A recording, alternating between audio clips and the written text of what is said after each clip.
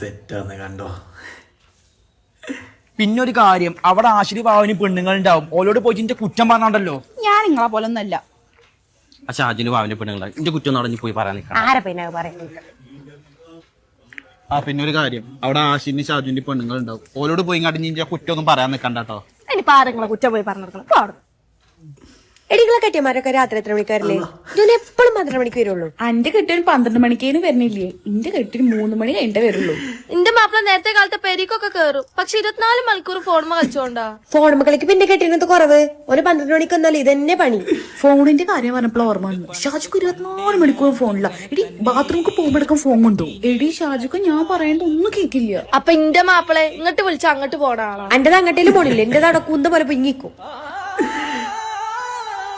അല്ലാതെ അങ്ങനെ തന്നെയാണ് കേട്ടാ.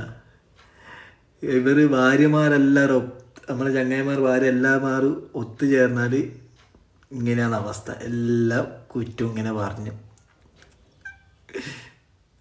അല്ല നമ്മളൊന്നും മംഗലം കഴിക്കാത്തോണ്ട് ഭാഗ്യായി.